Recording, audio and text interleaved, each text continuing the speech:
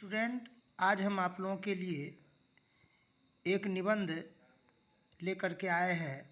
उस निबंध का नाम है इंटरनेट के खट्टे मीठे अनुभव, जिसकी लेखिका है डॉक्टर प्रणयी दत्त।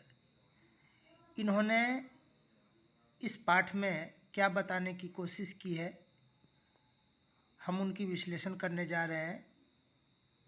जो भी उन्होंने बात लिखी है इस पाठ्य पुस्तक में, उनकी हम सटीक विश्लेषण करने जा रहे हैं। संक्षिप्त में आप लोग ध्यान से सुनिएगा। संसार की हर चीज़ की अच्छे और बुरे दो पहलू होते हैं। सही बात है, जैसा कि हम लोग जानते हैं संसार में दो पहलू होते हैं, एक अच्छे होते हैं, एक बुरे होते हैं। जिस तरह हमारे पास जो सिक्के होते हैं उनके दो पहलू होते हैं, एक चित्त होते हैं तो दूसरे पट होते हैं। तो उसी तरह संसार के भी दो पहलू हैं। आगे बढ़ते हैं। इंटरनेट भी इसका अपवाद नहीं है। इंटरनेट के लगातार बढ़ते प्रचार प्रसार तथा उपयोग के कारण लोगों के समय और श्रम का लाघव जरूर हुआ है, परंतु इसके उपयोग से के सही तरीके न जानने के कारण अनेक लोग, खासकर विद्यार्थी समाज का विविध प्रकार से नुकसान हो रहा है। अब देखिए, इन पंक्तियों के माध्यम से लेखिका क्या समझाने की कोशिश कर रही हैं कि इंटरनेट के माध्यम से विकास तो हुआ है, बहुत चीज़ों में प्रसार हुआ है, लोगों को जानकारी मिली है, लेकिन इसका खास करके जो विद्यार्थी समाज पर बुरा असर पड़ रहा है, इस इंटरनेट का ही सबसे बड़ा योगदान भी है।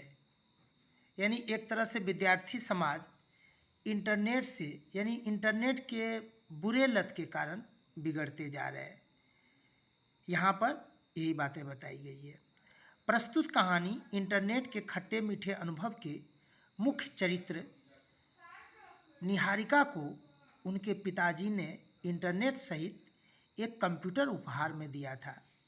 अब देखिए, निहारिका नाम की एक लड़की है, उनके पिताजी ने गिफ्ट में एक कंप्यूटर दी है।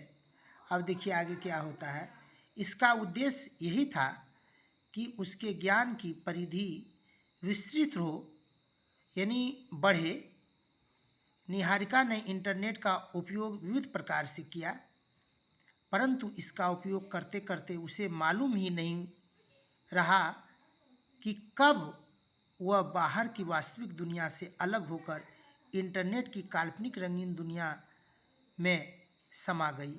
अब देखिए, निहारिका के पिताजी ने कंप्यूटर तो दे दिया, उन्होंने इस व्यू से दिया कि उनकी बेटी पढ़ लिख करके अपने ज्ञान का विस्तारीकरण करेंगी, यानी अपने ज्ञान को बढ़ाएंगी।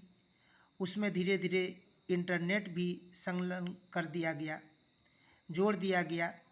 अब देखिए, इंटरनेट में इस तरह वो डूब गई, इंटरनेट के दुनिया में इस तरह जो है समा गई कि उस इंटरनेट के दुनिया से वो बाहर नहीं निकल पाई। अब देखिए आगे क्या होता है। देखिए बाद में क्या होता है। सौभाग्य से निहारिका को अपनी गलती का बोध हुआ और इंटरनेट का सही उपयोग कैसे करना चाहिए इसे भली भांति जान गई। बाद में जब उनको एहसास हुआ कि वो अपने आदमियों को, अपने चीन परिचित लोगों को भूल गए हैं, दूरी बना लिए हैं, तो इससे उन्होंने छुटकारा चाहा। यानी किससे? कंप्यूटर से। उन्हें गलती का एहसास हुआ। आगे देखिए क्या हुआ।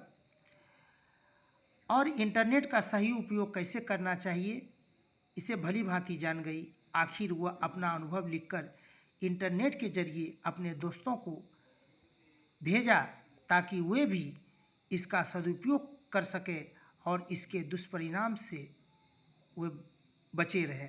अब देखिए, इन पंक्तियों के माध्यम से लेखिका यही बताने चाह रही है कि विद्यार्थियों को किस तरह से इंटरनेट के दुरुपयोग से बचना चाहिए।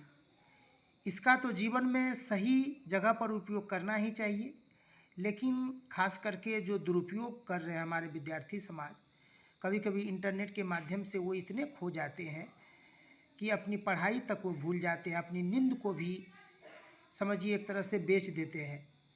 केवल और केवल उनका ध्यान इंटरनेट पर टिकी हुई रहती है। तो इस तरह से जो क्या होता है, उनका विकास रुक जाता है और विकास रुक जाने के कारण वे आगे कुछ नहीं कर पाते हैं। और निहारिका तो एक उदाहरण के रूप में लेखिका ने यहाँ पर इस पाठ में प्रस्तुत की है।